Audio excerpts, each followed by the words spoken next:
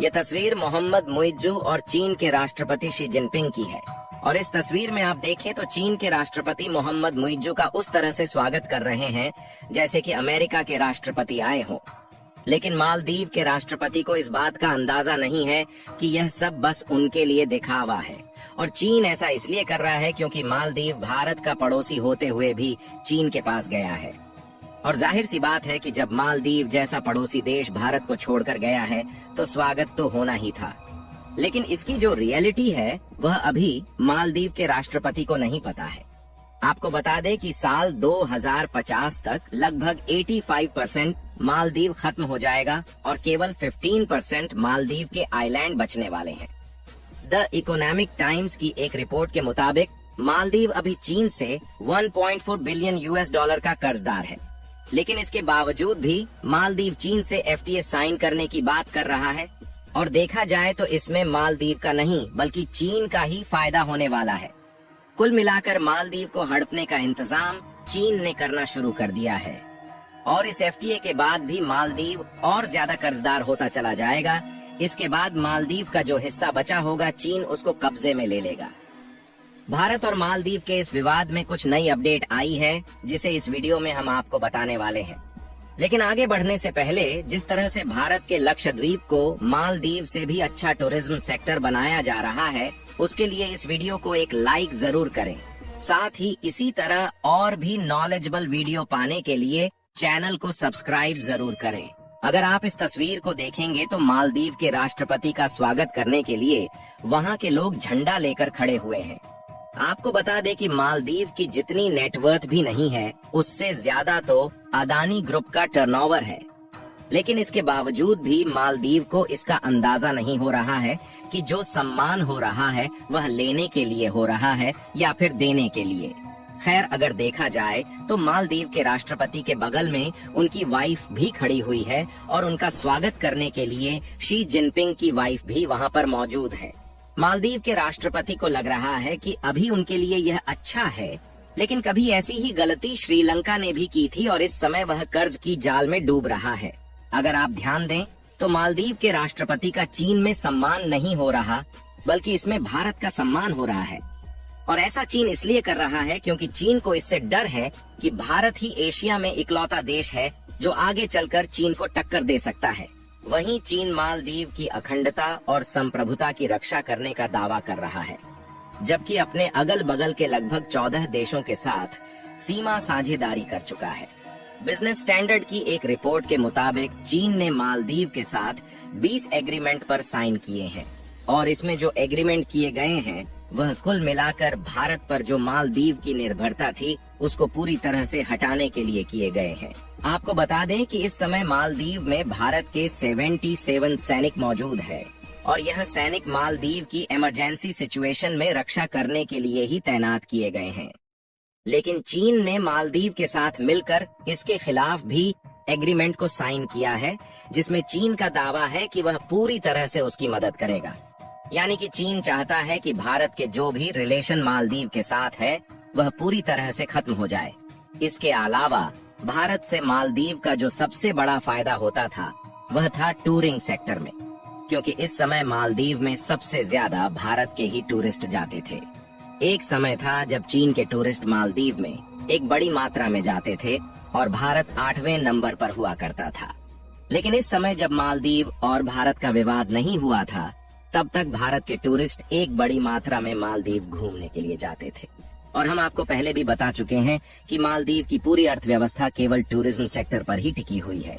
लेकिन मालदीव ने इसका भी निचोड़ निकालना शुरू कर दिया है और चीन के साथ एक एग्रीमेंट में मालदीव में ज्यादा से ज्यादा टूरिस्ट को भेजने की बात की गई है। और चीन इसके लिए तैयार भी हो गया है कि हम ज्यादा से ज्यादा टूरिस्ट को मालदीव भेजेंगे। इसके अलावा चीन ने BRI यानी कि बेल्ट एंड रोड इनिशिएटिव के तहत $50 मिलियन इन्वेस्ट करके मालदीव आइलैंड में टूरिज्म सेक्टर में बढ़ावा देने की बात कही है। यानी भारत ने जो कदम मालदीव के खिलाफ उठाए हैं वह बिल्कुल सही है, क्योंकि मालदीव के राष्ट्रपति वैसे भी चीन से हाथ मिलाने का विचार पहले भी बना चुके थे। यानी कि जब मालदीव चीन से हाथ मिला चुका है तो चीन ऐसे हथकंडे लगा रहा है कि जो मालदीव का भारत से संबंध है वह पूरी तरह से खत्म हो जाए। लेकिन मालदीव की सबसे बड़ी मूर्खता यह है कि वह चीन के साथ FTA एग्रीमेंट साइन कर चुका है। आपको बता दें कि इससे मालदीव का ही पूरी तरह नुकसान है और चीन का काफी बड़ा फायदा। FTA यानी कि फ्री ट्रेड एग्रीमेंट वह देश करते हैं जो आपस में बराबर हो, जिससे कि दोनों देशों के ट्रेड रिलेशंस और भी अच्छे हो सके। और जब पिछली बार चीन और मालदीव के बीच FTA साइन किया गया था तो उसमें चीन ने मालदीव को लगभग $451 मिलियन के एक्सपोर्ट किए थे, जबकि जो मालदीव से चीन को होने वाला एक्सपोर्ट था वह केवल $60,000 का था। यानी कि आप देख सकते हैं कि कितना बड़ा फायदा चीन मालदीव से FTA एग्रीमेंट के माध्यम से ले रहा है।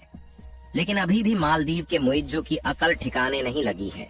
और बात की जाए मुइज्जू जी का चीन के साथ हाथ मिलाने की, तो इसका सबसे बड़ा कारण यह है कि चीन के पास पैसा बहुत ज्यादा है, लेकिन जितनी मदद भारत ने मालदीव की करी है उतनी मदद चीन कभी नहीं कर पाएगा, क्योंकि भारत मालदीव का पड़ोसी होने के नाते हर परिस्थितियों में जल्द से जल्द मदद पहुंचाता है।